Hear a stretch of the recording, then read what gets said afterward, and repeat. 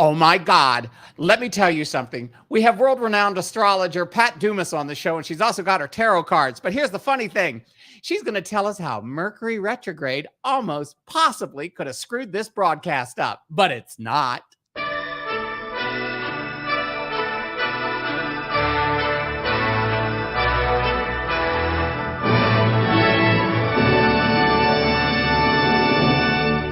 Now shut up. The show's starting. Hey, everybody. December the 11th. I mean, did I just say December the 11th? It's Mercury. It's Mercury retrograde screwing with us. It's September 11th. Leslie, so much has happened. The Queen left us. This is a very sad day for those that went through 9/11. But you know what? We're going to have a fun time today because my special guest is this incredible woman. Her name is PAT DUMAS, and she's one of the most incredible astrologers and tarot readers you will ever meet. And she comes highly recommended by my good friend who you all know and love, Corby Metlide. She always gets me on that. So, without further ado, I'm going to bring this incredible lady on right now. Here we go. Ladies and gentlemen, meet PAT DUMAS. How do you do? Oh, it's so nice to meet you, Michael. On air. We have to have the applause. Oh my gosh. Let's see. They're all checking in. Let me get over here because what happens here is they all come in. What did I tell you? I said Angela from New Zealand will be coming in. Lewis maybe from Canada is popping in. RJ I watched you last week, Lewis, or the last time you were on. Wonderful. Andra, somebody from Britain's Got Talent. I have no idea. Facebook user who always Facebook user is this anonymous person who is Facebook user, but he or she always comes on. Karen F. There she is. She's there. Starborn. Hello, Psychic Sunday. Thank you, Starborn. Hi, Pat from York, Pennsylvania. I know Lisa. Hi, Lisa. Oh, you know these folks. Thank you, Pat. Karen F. And people are going to be popping in. It's going to be one of those things. Richard, another regular. There it is. Hi, Michael and Pat. So, Miss DUMAS. Yes, Mr. Airington. How may I be of service to you? Service to me. I love your energy. Love your energy. Well, for everybody that was just that didn't get to watch the last 5 or 10 minutes with Pat and I, because whenever I have a guest on the show, they come on earlier so we can make sure the audio and everything is fine. And of course, Pat's got everything. She had worked out all these charts and had it all set up. And I had a PowerPoint presentation all ready to go. And just as we were coming on air, and Michael says, we've got about 17 seconds, PowerPoint tells me, gee, I'm sorry, but there's something wrong with this presentation, and we cannot repair it.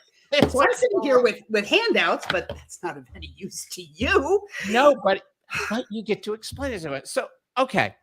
I was introduced to you by the fabulous Corby. Indeed. As we all know. We love Corby. She is the fabulous Corby. When Corby comes on the show, she has Talk about energy. Wow. I know. I have to Corby. We've been on for 4.5 hours. We have to sign off now. She gets on a roll and starts reading. She just kills me. So, Pat, before we get into all of these exciting things, especially with the United States, everything what a week this has been. Yeah. What a couple months it's going to be. So you were telling me earlier before we came on the air, you're used to live because you worked with PBS. Yes. At first, let me tell everybody the number one thing that Pat will tell you. She is not a psychic. That's right. I wish I could say that I was, but I'm not. But you do incredible tarot readings. Mm-hmm. You can pull cards on people, when they come in. Cards, so we're going to do some of that today. But what's interesting is how did you get involved with astrology? Oh my goodness. Well, we are of a certain age, you and I, where we can remember things like, remember Dark Shadows? I can remember coming home from school, running to the television because I lived on Long Island, right near Long Island. I lived on Long Island near Hicksville. You know what I'm saying? Right. Oh, shit. And it was Dark Shadows. That was the big thing. And I got interested in the occult. So I started reading all kinds of stuff. anything I could find. So I've actually been reading the tarot since I was 12. But astrology was more elusive, I guess is a good way to put it, until I found a really good teacher who was able to take all of the gobbledygook that was floating around in my head, put it into one place and say, you're not learning this, you're remembering it. Right. Which was cool because I happen to believe in past lives. And he was able to show me in my chart how I had been an astrologer or someone of that nature, a seer of some kind previously. Once he said that, everything fell into place. And it's just been a wonderful journey since there. I love astrology because the technique tells. I mean, you can, I proved it with you when we looked at your chart. I was able to give you what was going on in this year because you should have had things happening related to such and such part of your life. And sure enough, when you did my chart and you said subtract 14 years, what happened? And add 14 years, what happened? Yep. And that's what blew me away. I've had astrologers do my charts in the past and they've done well, but no one has ever said subtract 14 years from 1992. What happened? Well, that was the year I met this woman who became the character Esther Goldberg. She was Esther Goldstein at the Bullock's Wilshire department store doing Lancome. And then you said, go add 14 years to that. And that's when I went to rehab to Nashville and Esther became the biggest thing on Nashville morning radio. And all that is related to your progressions, which is a part of the chart that a lot of astrologers, believe it or not, don't use. It really talks about how you have evolved since you were born. So it's so much cool stuff. I love it. I love astrology. I'm a geek. What can I tell you? You had this one thing that you told me. It was it Pluto squared Mars? Was that what you were talking about? Was it Pluto squared Mars with me? I don't have your chart in front of me and I can't recall, but sounds familiar. It was something that you had said to me when we first met. No, it was Squared the Moon, talking about your mom. Because Corby had said something and then so it's like Pluto squared something. And you said, losing your parents at an early age. Blah, blah, blah, blah, blah. Yeah. There's your story right there. And I went, what? Yeah. You didn't even know any of that. I was like, what? I didn't know that. And then, so how about the tarot? So you by the way, we're getting lots of people here. Oh, good. Excellent. No, I've always loved the tarot. That seemed to come much more easily. I think probably because when you read tarot, people who read make it their own, like there's certain cards a reader will see. And we can only interpret the cards through our own lens, if you want, if it will, Correct. And so we make it very personalized how we read cards. Like, for example, when I see the devil come up, most people go, the devil. For me, it indicates, well, this is probably somebody who's a little bit too connected to the third dimensional plane, might even be struggling with addictions. Almost always that will come up. And I'll be, because that's just the signal for me, what my guides tell me. So, yeah. So like I say, with a psychic, if I was a psychic, I could be like Corby and I would be able to sit down in front of anybody and be able to access their other side.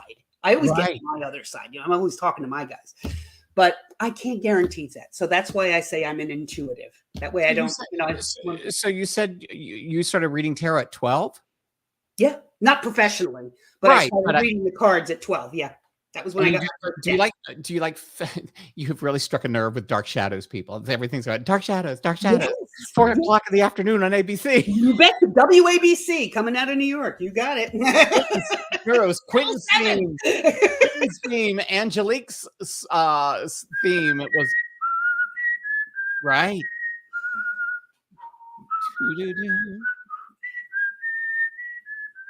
It was really pretty. It really was. But I was in love with Quentin. Yes. In his side. I bet you were too. I was still trying to figure things out back then.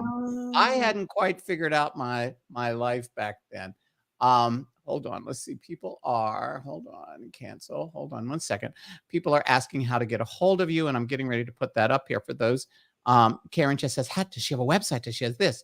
I wish I did. Well, see, the thing is, it's so hard. You'll have to forgive me, folks. I just recently retired from the corporate world.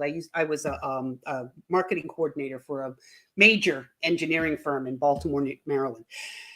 And quite honestly, I'm in semi-retirement, so I'm not going crazy filling my days. I'm really enjoying being able to kick back, knit a little bit, and watch silly things on television. So I don't book myself super heavily. So I decided not to make a big website, but I do readings through a local. And I just put it up. I just put the Firefly Hollow Wellness Center. There you go. 717-814-9136. You got it. So I just put that up there so people are asking, because we're not just on my YouTube page. We're also on the Paul Lynn page, the Esther page, the Politics is a Drag page. So we're reaching potentially about 70,000 to 100,000 people. Cool. You know, so it's pretty cool. But yeah. So one of the things we had talked about, I don't know if you have the chart, but we shall see. You I know I have all kinds of sound effects here, and I never get to use them when I want to. But we were talking about one of the things when you decided to do the show, and we decided to do it on September the 11th.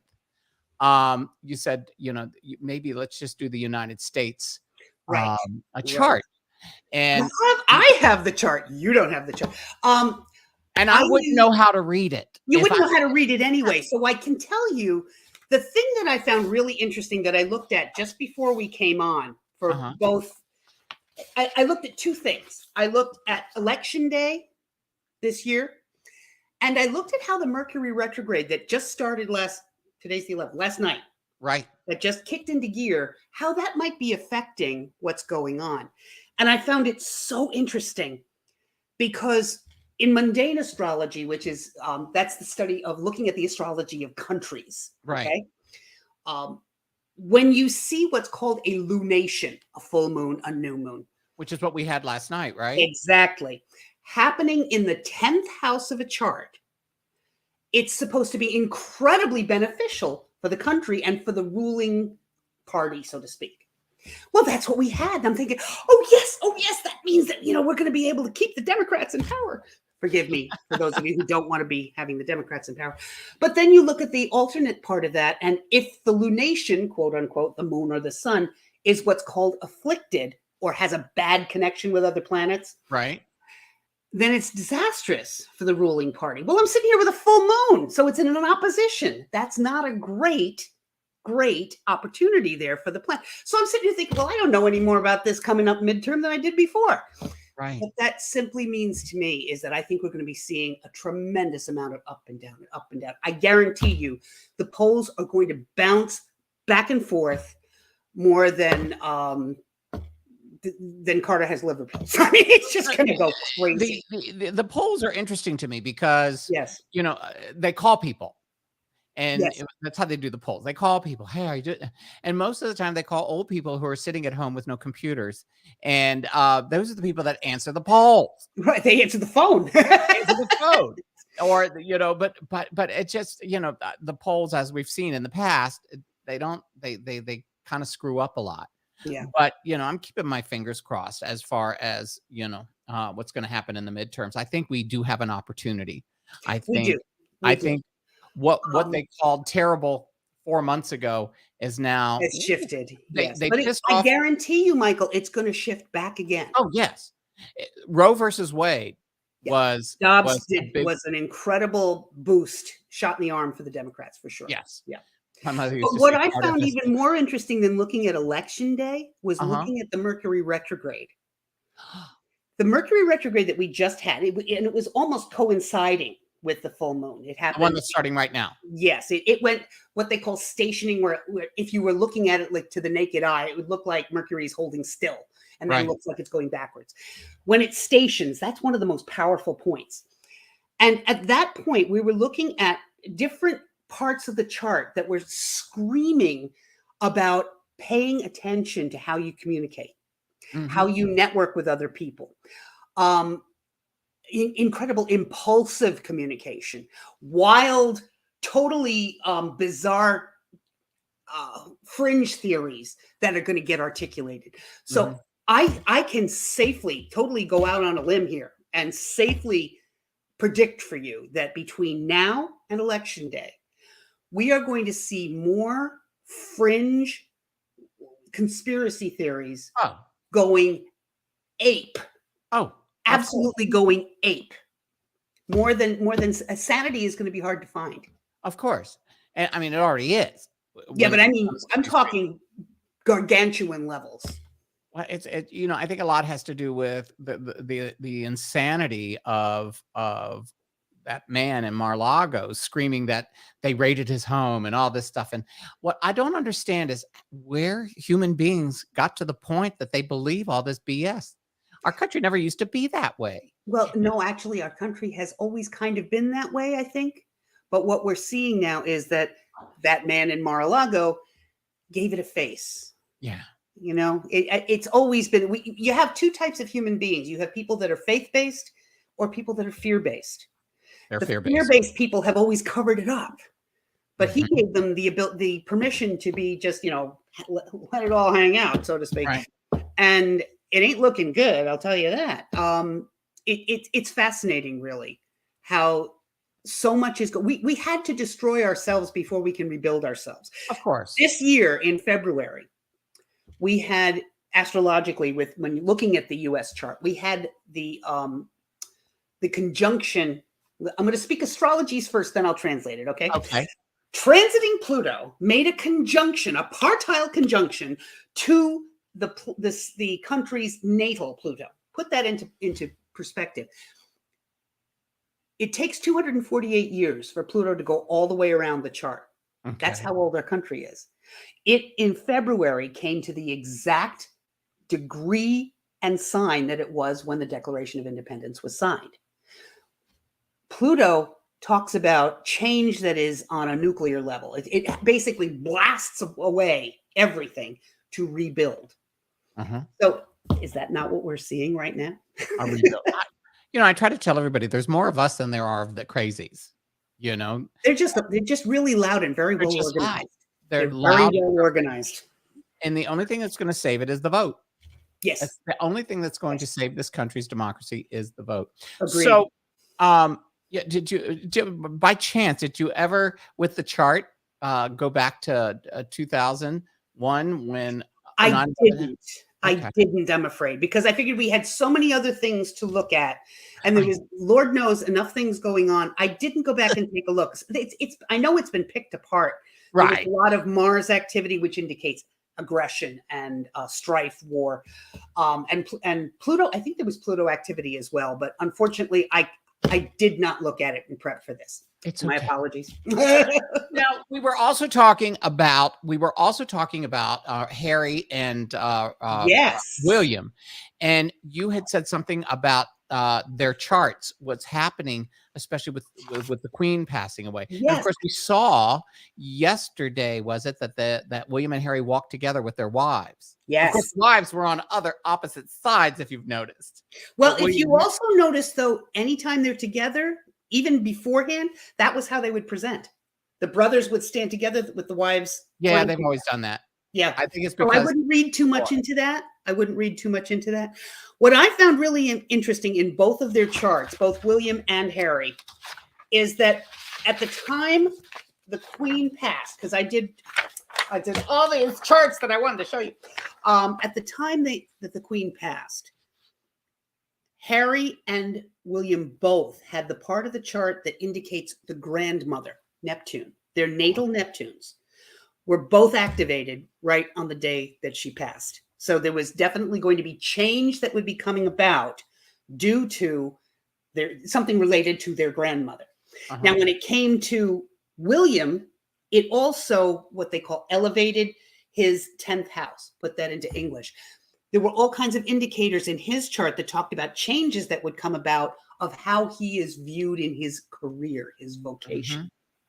For Harry, though, it was more, how is he viewed in terms of his second house? People are wondering, is he even going to be a member of the royal family anymore if he's not a working royal? Because Charles is talking about, slimming down the monarchy, or not the monarchy, it'd be the royal family and the working royals. So there's a lot of indication for his chart, for Harry's chart. He may have to come up with a different source of income, and he does already. They're trying to be self-reliant. Right, because he got 20-30 million from his mother. Exactly. Not like they're hurting. I think you may find over the next year or so, there's going to be a lot more discussion about how the English people are not going to have to do any kind of subsidy for Harry. I could be wrong, but second house also talks about what does he consider important. Is it possible that they're going to be able to put aside their differences, and Harry and William come back together to work together with their father as the monarch? Okay, everybody, those that are just checking in, there's a bunch of you that just signed in. My special guest is the incredible Pat Dumas. Hello. We're talking about the charts on the United States. We're now talking about Harry and William and so much more. She's going to pull some tarot cards with some of us later on in the show, but there they are. But I find it fascinating, and you seem to be making a lot of people go, wow. Yeah. Yeah. And oh, look who's here. Corby. That's my girl. There's my girl. Now she's a psychic. That's a psychic. I'm an intuitive. Okay, I'm trying to see if this person, and lots of times we get these people that start going, Julia St. John, inbox me. I have no idea. I have to find out if these are oh, hold on. I got to get rid of her. Hold on. We get these people that come in that they take advantage of all the people in the room. Right. And so I have to block them. Give me a second there. You do your thing. So let's see, delete that. User was blocked. Okay. Yeah. Well, while you're doing that, I can talk about how William's chart showed that he takes on more responsibility. Yes, because a lot of people, I know it's not, how do I say this? A lot of people are going, why can't it be William and his wife, the prince and the princess? Because that's not how royalty works. I know. Not a popularity contest. Right. I think we need to give Charles a chance. I do. Right. And let's face it, he's not going to be around that long anyway. Right. I mean, he's not going to, yes, they're called trolls, Karen. But yeah, everybody wants, I mean, didn't, not Megan, Catherine, she's, the Princess of Wales, and that was Diana's title. Yes. And how appropriate that, she's the Princess of Wales and married to, William. I mean, it's pretty cool. And I wonder if when King Charles announced that, he put that into consideration. You know what I mean? Or was that just the way the royals work? That's his right. That would be the heir's title anyway, Prince of Wales. It would be the transition, the heir's transition. Yeah. So tell us about the William part. Well, in William's chart, his 10th house, remember how I said the 10th house deals with how you're seen by the public. Right.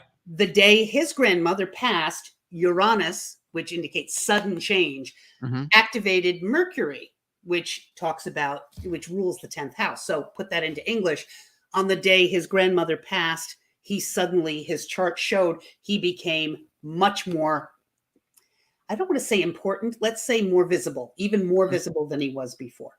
Of course. And took on a tremendous amount of additional responsibility based upon what I'm seeing. And both brothers in their charts, the day that their grandmother passed, Pluto rests in their first houses at that time, right at that time she passed.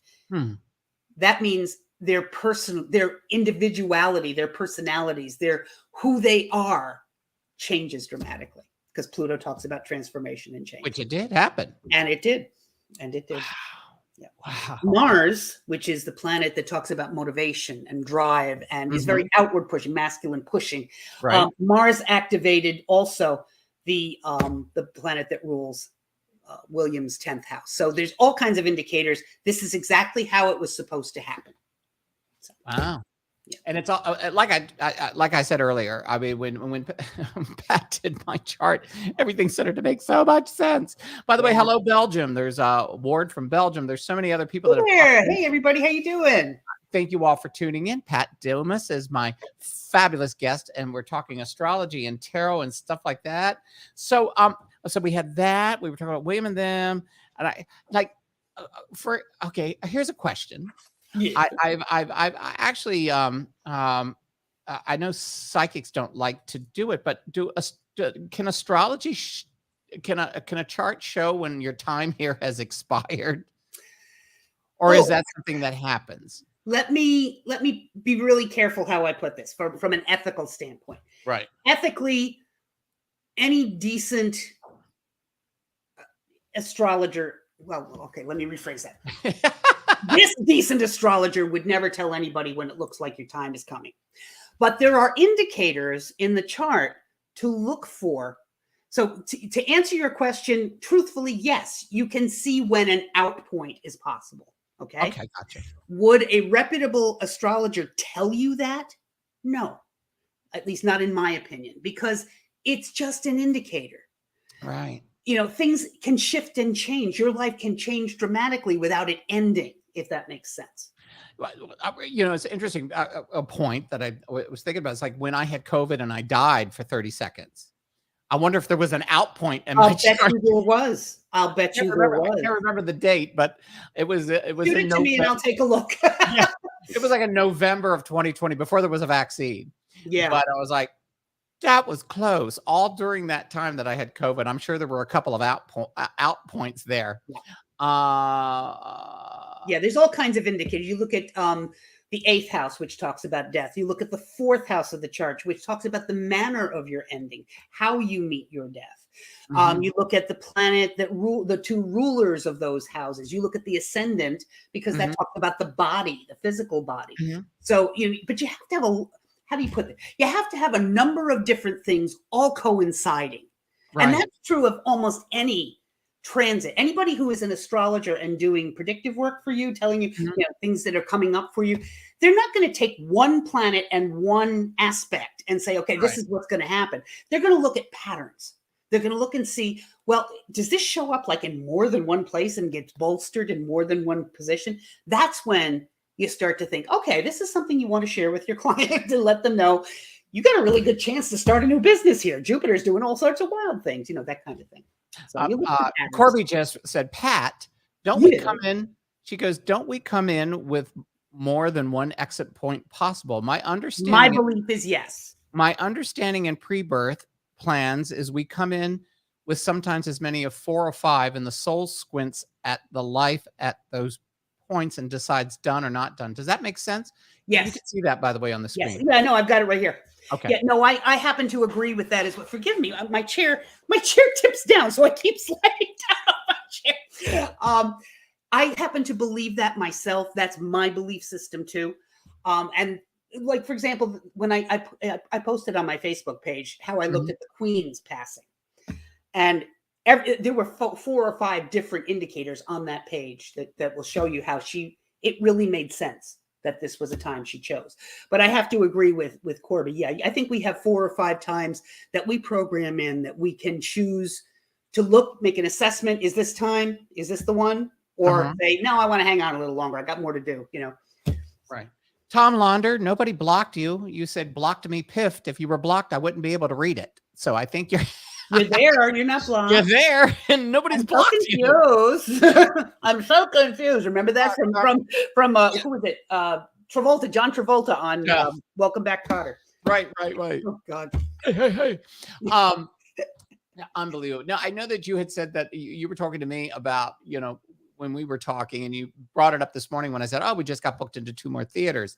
And it's like nonstop. And then this TV project I'm not allowed to talk about publicly yet. But yeah, I know. Shh, I can't. Maybe after tomorrow. Shh. I mean, I can talk about the theaters that are coming up, but you had seen that in my chart. Yes. Which you don't have in front of you. Which I don't have. But I can remember that what it was indicating, it was a combination of predictive work, in other words, what they call the transits, where the planets are right now, and how they were connecting with your natal chart. But it was also your progressions, looking at the phase of the progressed moon. And there's so much going on and indicating that I think I said in like 4 or 5 years, it's supposed to be like floodgates for you. You said 2025, I was going to be at the zenith. Everything. So it was a little less than 4 or 5, thank God. I can't remember last week, so I'm lucky that I got that far. Did you bring up Paul Lynn's chart? I did. Okay. Now I had a couple questions for you. Okay, here we go. Right. Okay, Paul Lynn people, because I know you're in here from the Paul Lynn page. Help me out, because I loved Paul Lynn. Uncle Arthur, I wanted him to be my uncle. Right. I walked around imitating Paul Lynn all the way through my high school years. I get it. Loved him. Loved Right. it. And I loved his wit on Hollywood Squares. I loved how quick he was and how sharp. I have a question. Okay. When did he lose his mother at an early age? I believe so, yes. Because that's indicated in his chart. Right. I also love his- the fact that Pluto rests in his 12th house. Put that into English. I think he found it so much more comfortable to take on other personalities than his own, Right. because his own was hard to his own personality was hard for him to grasp. Right. That's what his chart would indicate. The other thing that I find interesting is that a grandfather figure, his grandparents, I think meant a great deal to him. I don't know that much about the grandparents. I just know his father. His father was the mayor, was the sheriff of Mount Vernon, Ohio, and I talk about it in the show. And Well, then that would explain why. Okay, Saturn in the 4th house, Daddy ruled. Well, then Daddy came home one night and said, "I'm no longer the sheriff. I'm going to be a butcher," and he became a butcher. He gave up being a sheriff and became the butcher, the butcher in Mount Vernon. And that's when Paul goes, and he, in the show, I go, there I was, 13 years old. I come home from school and I have to pluck chickens. And he had a weight, and he had a weight prop. He goes, 260 pounds, covered in feathers, smelling like chicken. There's some perverts that'd pay a lot of money for that. I do that in the show. It's very, very funny. But his thing was he wanted to be the romantic leading man. That was his haunting thing that he wanted. He wanted to be, like Rock Hudson and all these incredible people. But when he opened his mouth, he wasn't the leading man. He was a very good actor, but he got pigeonholed into the comedy. Yep. And and that just ate at him, until the day he died. But he was sober the last year he was alive. And that was my next question. If he struggled with addictions, he has Neptune in the 1st house, which can mean either a lot of drug, what's the word? Sensitivities, right. allergies, or sensitivities, or it can mean addiction, especially when it's making an opposition to Jupiter in the 8th. Put this into English. I would think that it wasn't so much escapism as it was needing to dull a hyper sensitivity to the world around him. Does that make sense to you? Yeah. Yeah. Because that's kind of what it indicates here. Pat's talking about Paul Lynde's astrological chart right now. So people just tuning in. Yeah, because when he and Dick Van Dyke were AA partners in the last year of Paul's life, and they got sober. And that's cool. There's all these things about how he died. They try to say that he died with a male hustler in his bed and blah, blah, blah, blah, blah. And that's not what happened. I have the death certificate. I have it all here when I was doing the research. And he died of a massive heart attack. His body just gave up because he was 55 years old. He died with the heart of an 86-year-old man from the drugs and the smoking and the alcohol. Yep. And bam, he had a massive heart attack and died in bed. And they found him the next morning because he was shooting a pilot for a new TV series. And he was all excited about that. Yeah. And they found him and his dog. His dog was there, guarding his body. Yeah. Guarding his body. It's funny how dogs are like. It's like when they found me in the floor before I almost died. There's Champers, a little chihuahua. Get away from my cat. But no, Paul is, you were talking about his demons and everything. I tell people that when I do the show, I don't know if I told you this, that I light a candle. And so what happened is Gary Busby, who's my musical director, brother from another mother, when we first started working together, he gave me a psychic reading from a psychic. I don't even remember who it was. It was in 2005. And the psychic said, he is so overseeing what you're doing from the other side. But you have to be careful, Michael. And I go, what? They go, what you have to do is when you do the show, because you embody him, you go in, you light a candle, and you go, Paul, come on down, take over. It's your show. Go out and do it. The moment you get off stage, you take your bows, you go back into that dressing room and take yourself back. And you go, Paul, it's time to go. I'll see you on the next show, and blow the candle out. Yep. And I've been doing that every single show since then, because they said he's seriously, I get goosebumps talking about it. He seriously has his hand on this show. I believe it. And so there's an easy way for me, because I've suffered with addictions and problems in the past, and they just don't want me to do that. Oh, who is this? Starborn. Oh, thank you, Starborn. Thanks, Pam. Oh, thank you all so much. I didn't know what they were saying. I just saw it at the last minute. But anyway, so, all of a sudden what happened with the Paul Lynde thing was back in February. It was January, February. I put up this video of Paul and Elizabeth Montgomery from the Hollywood Palace, one of the funniest sketches ever.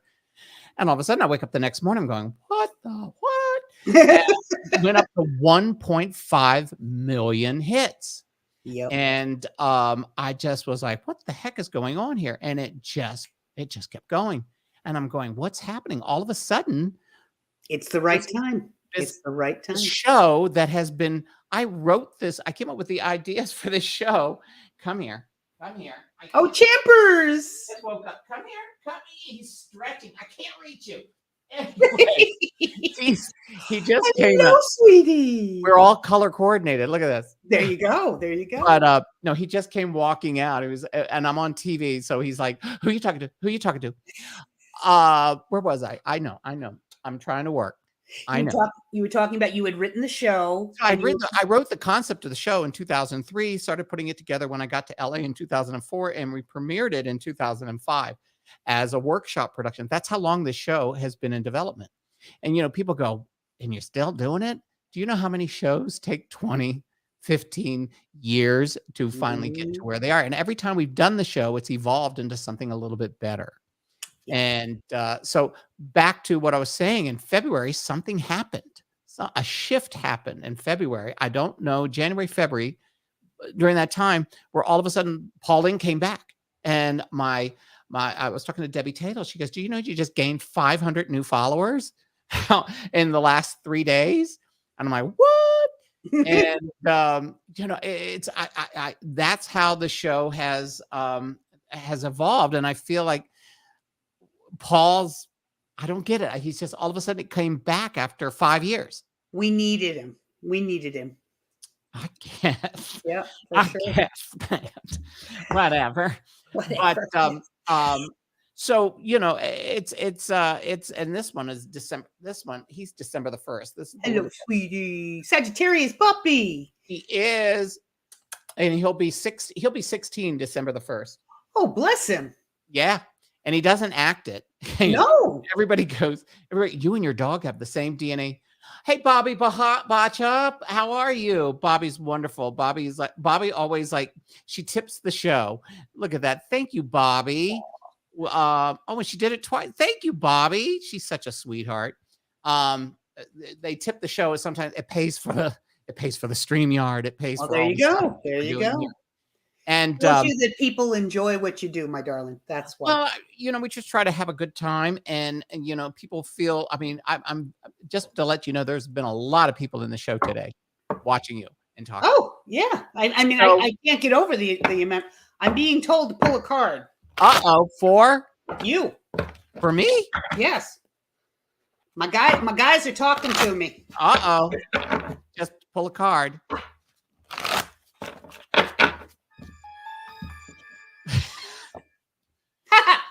What? You're meant to be having some fun, my love. And that is the card of what? That is 3 of Cups. 3 of Cups. It's kind of letting you know that it's a time for joy, rejoicing, for celebrating all the hard work you've done. There's this stress I know that you have, because a lot is riding on what you're working on and what you're doing. Right. But this is telling you, don't forget to have fun with it. Don't forget to enjoy yourself while you're doing the work. I woke up this morning feeling that. I know that you may have think this is crazy, but I woke up this morning feeling a lot more positive. Told me. I'll tell you what they told me. Pull a card. He needs to know he's validated. And so this is what I pulled. as Corby says, the party hardy card. You betcha. You betcha. No, I mean, most people know that on my Facebook and Instagram, I'm very open. I talk about depression, things that I've gone through, Yep. and it has been a tough 3 years for everybody. Yeah. Financially, I was wrecked. I was down to sticks and stems. I still am, but this show is saving me. This show is getting me back. The show is getting me back on top again. And listen, show business is the only business where you can be broke one day and rich the next. And broke again the next day. Broke again the next day. Yeah. Can we talk about the National Enquirer? Can we talk? Oh, I will. Darling, let's talk. Let's talk. So, I woke up this morning to a message from the showroom in Puerto Vallarta where we're taking the Paul Lynn show November, December. And the one producer said, hey, by the way, they want you at this other expat city called Ajijic. I can never pronounce it. And they want you for 2 shows. I'm like, what? And so it's going to be a very busy time. I'm going to be in Mexico. I do have a lot of free time, but I also have a lot of busy time. And then there's this TV special project that happened on Friday that came out of left field. I can't tell the details because I don't know them all myself, but I'll find out tomorrow at 1:00. Keep us posted. And it's just that I have been so stressed out, and Corby yells at me. She goes, when you get there and you go to that low period, why don't you call me? Yeah, call both of us. I know. And that's what that card was trying to tell you. Don't forget to have the fun that goes, because you wouldn't do this if you didn't love the work. Of course. It's the only thing I've ever known. So it's the only thing I have ever known. Don't forget the fun along with the pressure. Shut up, Lewis. Okay, just shut up, Lewis. I see you there. You little Canadian tart. Anyway. No. Hey, don't you? I am part French Canadian. Please do not give any grief to the Canadians. I'm not. I'll just send you a bottle of maple syrup and say love. No, you. my son-in-law does it. He makes maple syrup. So no, I've got maple syrup plenty. You can't give me anything as good as his. Okay. Call out to Jerry. Great maple syrup. Okay. Bobby Bashaw is one of the most incredible private investigators. She was working with this guy. She helped put away the guy that was the billionaire from the DuPont family that killed his wife and all that was in the news. He died finally. Yep. And she just said, Pat, yes, I need a card, please. I'm close to finding Caitlin. I don't know who Caitlin is. Is she near the Red Bridge or the dog train is laying her child? Now remember, Bobby. Bobby, let me say, first of all, I wish I could say to you that I'm a psychic and would know that. Thank you. What I'm going to do is I'm going to pull a card and ask, what is it that you need to know about that question and see what we get. Fair enough? Robert Durst. Remember that? Robert Durst. Oh, never mind.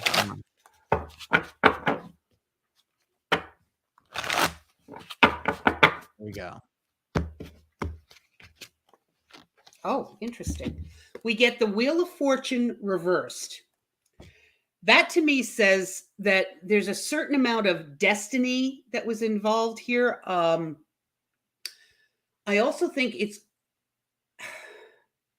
I'm not getting the sense based upon this card being a reversal. A reversal doesn't automatically mean no, it's not. It's a negative answer. But my gut is saying to me, you want it to be too much. That, you may need to look outside the box. I don't get the sense that that's the spot that you need to look for what it's worth. Okay. I'm seeing my eye went immediately to an eagle. Is there an eagle referenced in anything to do with this case? She'll let us know in a second. Hey, Scott Nerdo.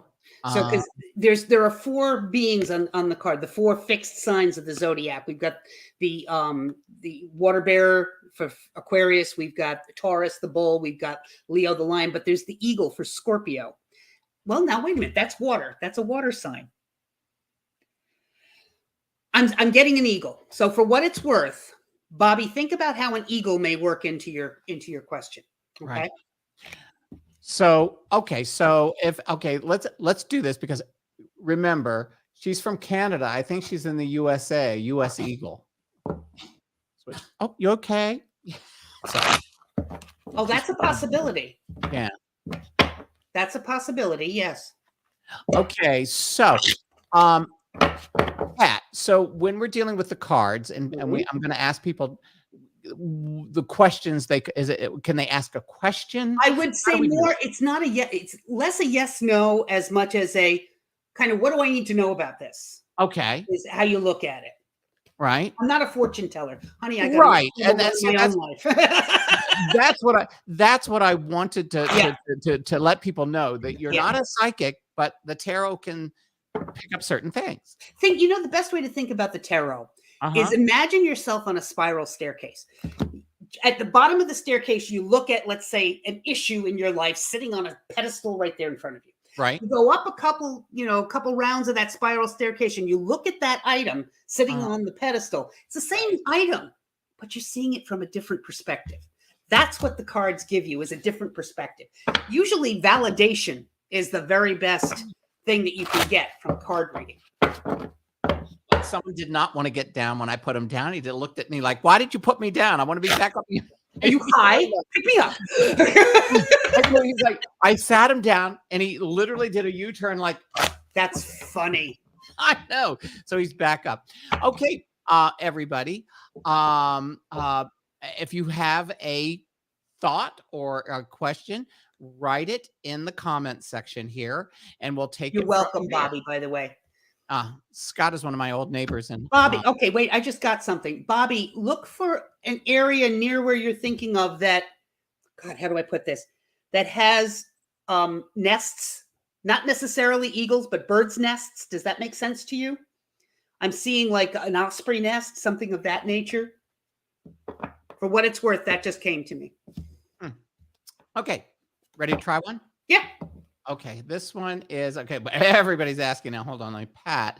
Let's see. This is from Amy Youngstall. She's a regular here on the show. Okay. She goes, Pat, I'd just love to know what my cards might say for me. What turns up is the way we look at that. Okay. Sure, Amy, let's take a look. Here we go. The way this works out, what I'll do is pull two cards, a significator and what crosses it.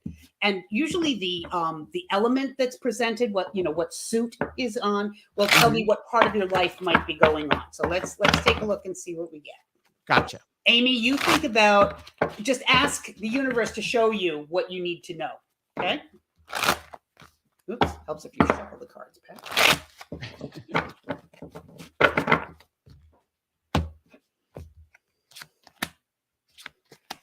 Okay, Amy, are you having some money issues right now? Because what I'm seeing, or you may not be, but are concerned about it. I'm getting the Queen of Pentacles reversed, which can indicate that there's a bit of a disconnect or an inability to feel like you're able to hold your own financially.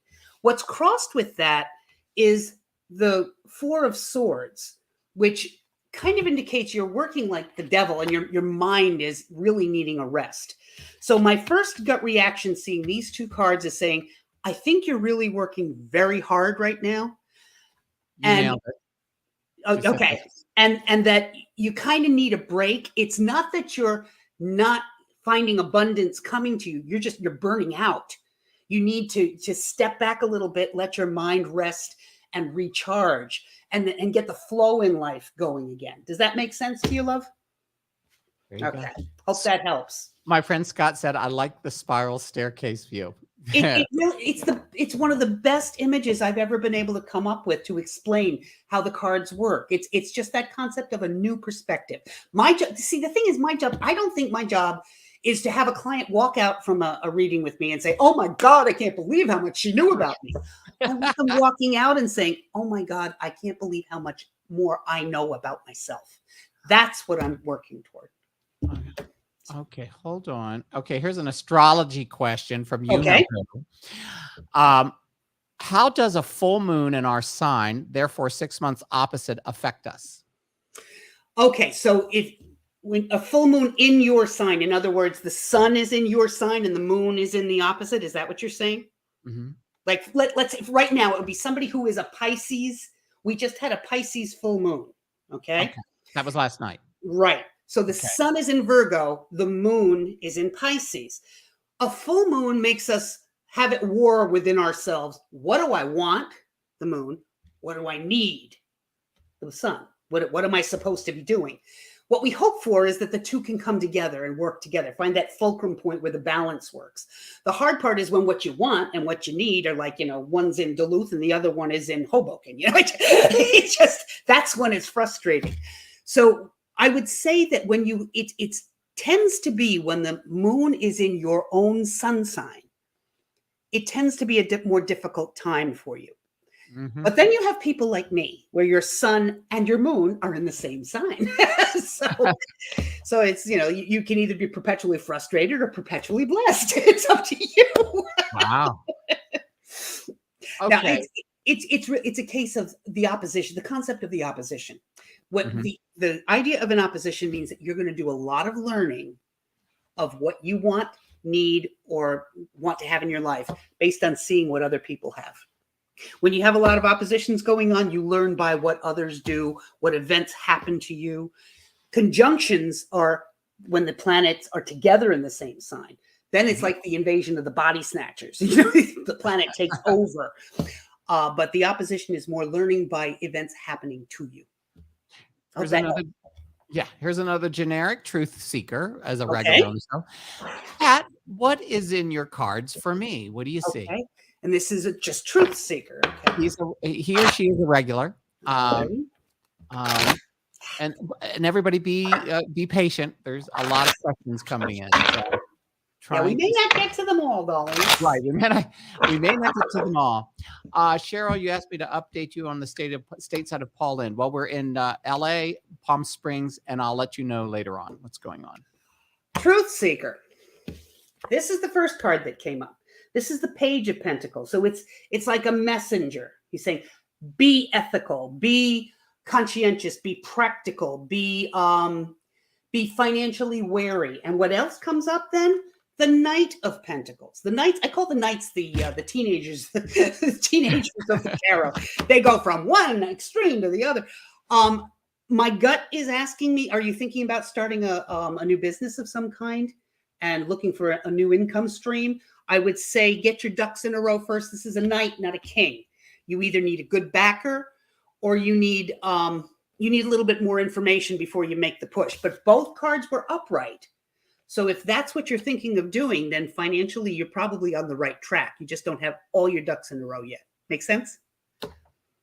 Okay. So let me see, Pat, what are the cards might say about my upcoming medical financial aid decision? Okay, I'm going to very clearly state I'm not a medical intuitive. Right. She's not a medical intuitive. I will never advise anybody to do or not do anything except go to a doctor and be seen. But let's see if there is any positive potential in what we're asking for here.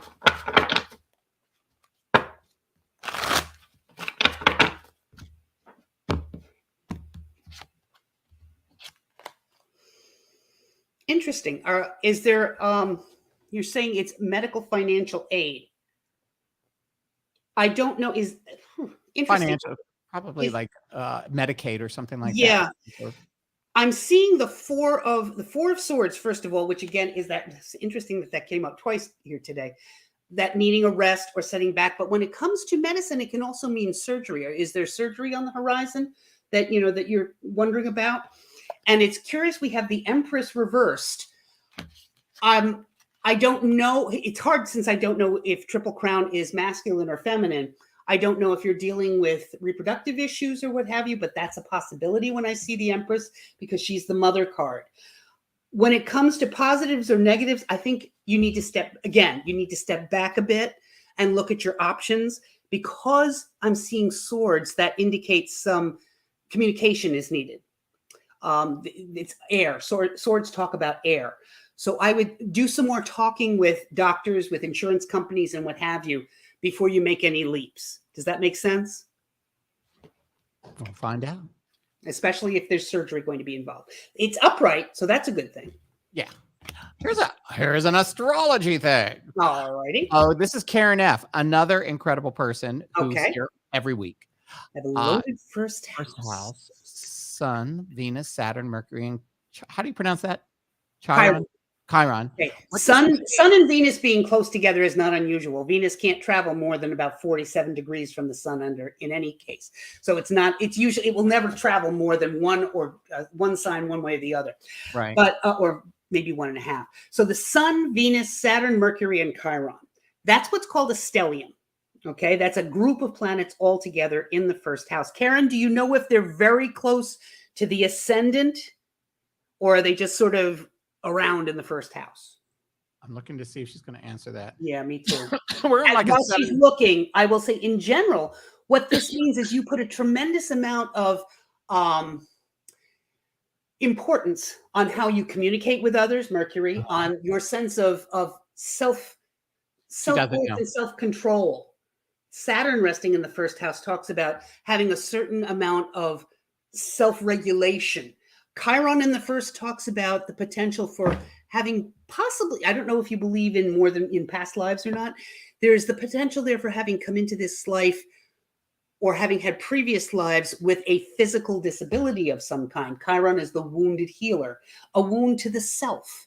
Saturn in the first means a repression of some kind of yourself. My gut, I mean, this is total armchair astrology without looking at the actual degrees of your chart, but it would indicate to me that you may have had to grow up sort of under somebody's thumb, maybe dad, especially since I'm seeing Saturn involved, where there wasn't a lot of ability for you to express your individuality. I hope you're able to do it now. Does that make sense to you? She's going to find out. Yeah. Truth Seeker said, "Thank you, Pat. I was thinking about my decisions for my future." So you were right with that. This is okay. I love this one. This is how we do it. Watch what Angela wrote. Hi, Pat. Could you pull a card for me? Thank you. Thank you. We can That's do that. how to do it. You're welcome. She's not going to be able to tell you if you're going to win the lottery or exactly. Like, be able to do. Honey, if I knew if I could win the lottery, you think I'd be sitting here? Both of us. With all my psychics, I'd be a multimillionaire 3 times over. Exactly. But Angela lives in New Zealand. That's where she's at right now. Oh, how lovely. And she comes on all the time, and she's lovely. So that's how you do it, folks. Hi, Pat. Could you pull a card? Angela, are you waiting for news about something by any chance? Sorry, there was a glare there. This is the 8 of Wands, and it talks about news coming in a very quick clip. So if you've been waiting for some information or a decision that you've been trying to make or waiting to make until you got some news, the chances are good that you're going to hear pretty quickly. I will say the other card that comes in is the Queen of Pentacles reversed. Now, don't panic or anything, but I would say whatever you choose to do from a financial standpoint with this news, related to this news, tread carefully. Make your decisions financially wisely. I mean, that should be true for anybody anyway. Right. But with the Queen of Pentacles reversed, it might indicate that you will not feel the flow that you would have liked to have had under normal circumstances. But it doesn't mean you're like downfall. It means be careful. Right. Okay? Alexandria Stott, hello in the UK. Here's one more. Hey, look, they're getting it now. Excellent. Okay, so Empress, hold on one second. Claudio DeMarco is Claudio. So his nice. Claudio's mom was Allie Cheslick, who passed away a while back and was, as Corby said, the best psychic medium she's ever known, and I feel the same way. Really? Oh, I'm sorry, I never got to experience. Allie was like my little sister. My little sister from another mother, and Claudio's her son. And Claudio, please tell your wife. Yeah, please tell your wife that I didn't have a chance. I'd just flown in, and it was crazy. That's why I didn't get to meet her across the street. But here we go, Claudio. Okay, Claudio, you too.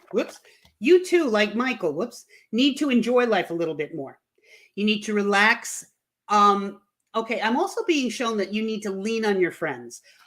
Thank you. My guides are telling me that you've been kind of keeping something close to the chest and not sharing them with friends that are worried about you. It's time to talk with them and let them know what's going on. Does that make sense to you? And the other card that pops up here is the Page of Swords. So it's talking about be truthful, be ethical. So tell the truth. Talk to your friends and let them know what's going on. Hopefully that helps. There we go. Corby says, hi, Eileen. I introduced me. Here's an interesting one. Oh shit, I missed one, but we got time for maybe one or two more. But okay. Hi, Pat. I'm a very old soul and have experienced a lot of flashes of recent previous lives lately. What do you think the message might be with the cards? Okay. Well, with the cards or in terms, what I'm getting from this, Michael, I'm just curious.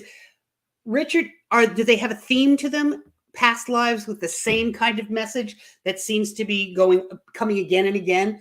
I had a client. The reason I'm asking that is I had a client just last week who was dealing with the same situation, different lives. I mean, totally different past lives, but there was a constant theme of getting family, what's the word I'm trying to say? Estates in order. Okay. Getting your estate in order. So that if there is a constant theme that seems to be going through these past life glimpses, then I would definitely say, pay attention to that. Let's see what the cards tell us.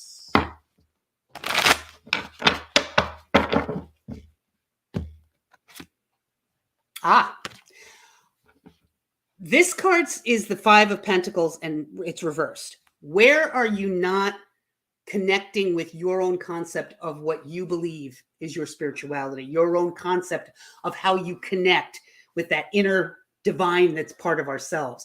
So this card is kind of saying to me, is this connection to past lives starting to make you doubt yourself, what you believe, or feel disconnected?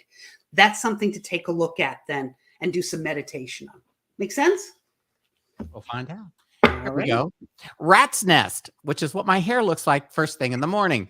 That's what my hair looks like. Please pick a card for the relationship between my boys and I. Will do. All right. That's how you do it, people.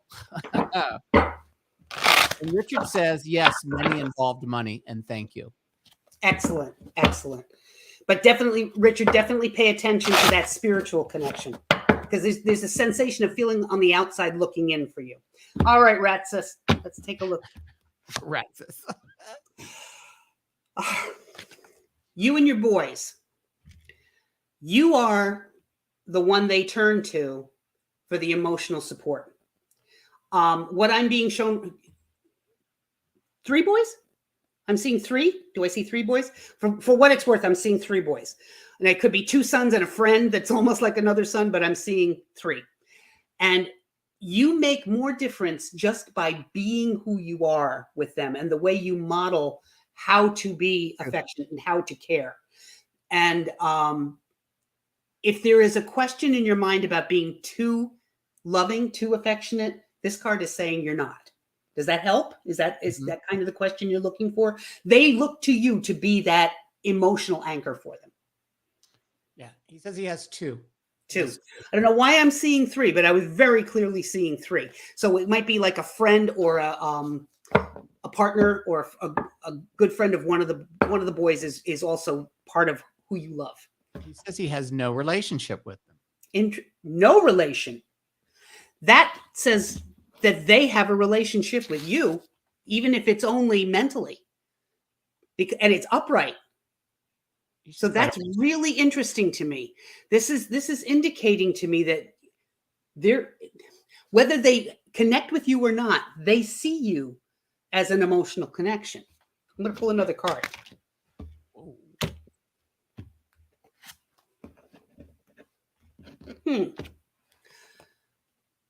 This is the card of resources. The six of Pentacles talks about how you dole out your resources. Are they young yet, or are they older? If they're still quite young, no, that's not what I'm getting. Okay. My guys are saying to me, there is a relationship there if you want it. And I think the best thing to do would be to reach out to them. Because this card is really indicating that there is the possibility, not just the possibility, this says that they're thinking of you. They're grown, he says. Okay. Connect up. I think you may find that there's some kind of an emotional connection. Okay. Is one of them possibly about to become a father themselves? Because that might be why they're thinking of you. Could be the 3. Yes, that could be. You're right. Could be the 3. All right, we've got one more. We've got one more here because I know you have other things that you've got to do. And Virgo will be 70 in a few days. Happy solar return to you. There you go. All righty. So let's see. Gary Bassan. He said he was late getting in today, but he's here now. You always come when you're needed. Oh, can we talk? Oh, come on. Yay. There we go. All right. I asked for what's going on for the year ahead for you. Is there a creative project you're working on by any chance, Gary? Because even though obviously you're not a mom, but there's something that's your baby. Are you possibly thinking about some kind of a creative project you want to launch or create, like yeah, something of that nature, something that you're writing, an artwork that you're doing, or even, don't forget, creativity doesn't have to be the arts. It can also be problem solving, tremendous problem solving. But I'm seeing this more as something that you're trying to launch, maybe. That, I guess the best thing to say is, yes, you're going to be 70 in a few days, but you're not done yet, is basically what I'm getting from this. It's bucket list time. Do whatever you wanted to do that you've never done. Here he goes. He said, hold on, let me find right Many here. creative projects. There you go. There you go. That's what the next year is going to be bringing for you. Because she talks about creativity. Wow. And then Angela in New Zealand said, wow. Thank you, Pat. You are most welcome. And the only reason why I knew you were right on with that was because Angela's been on the show before. And I know she's talked to Corby about certain things that she was waiting for and dealing with. So gotcha. I just waited for her to answer back. I didn't say nothing. This has been so much fun, Michael. Thank you so much for inviting me. Will you come back on? Absolutely. If everybody would like me to, I would be loving to come back. And everybody, shall we bring her back on? Yes, we do. You know they will. And I'm sure I'll chat at you again soon. Everybody, let me see if I can put this back up here again. Hell yeah. Oh yeah, Corby, you cracked me up. This is how you get a hold of Pat for a astrological reading from tarot. It's the Firefly Hollow Wellness Center, 717-814-9136. For those of you that are calling, I guess they could call from another country. What's up? I don't know how they do it. Or you could email me we could put up PAT DUMAS Astrologer at gmail.com and I can forward it from there. Remember the email that I gave you way back when? Yeah, hold on. Let me see if I can find it real quick. Hold on. I'm not letting your butt off of here until I find that email because I want them to be here. Yeah, because I do a tremendous number of Zoom readings. They're just as effective via Zoom as they are in person. Oh, heck yeah. And before you go, just out of curiosity, how are we going to do in Mexico? How do the cards say? Does the cards say good with us? I pulled a card for you to see how they're going to love you. They're going to love you. You just did that? I just did it. I was told to pull another card for you. Oh, how you would tell me what it was going to be for after I pulled it. Oh, I was thinking it, and then I was typing in your That's email. So funny. Yeah. So now I wish I could say that if this was the King of Pentacles, I say, my God, you're going to be rolling in money. But this is even more important. They're going to love you, and you're going to have fun. Yeah, I mean, there's, as you and I have discussed, there's so many great things happening in the next 4 or 5 years, exactly. next 3 years, basically. Yeah. But anyway, everybody. There she is, the fabulous Pat Dumas. And we're going to schedule you. I mean, I've got Corby coming on in another couple of weeks, I think. I have to look at it. But we are going to reschedule you as soon as possible once I know my schedule and the tour schedule. Absolutely. So remember, you've got the email, PatDumasAstrologer at Gmail. You've got the phone number if you want to call. Once again, give it up for her. Uh-oh. Corby says she wants to do a double show next time. Oh, wouldn't that be fun? Oh, that would be fun. We're going to do that. Everybody, thank you for tuning in. You all have been absolutely incredible.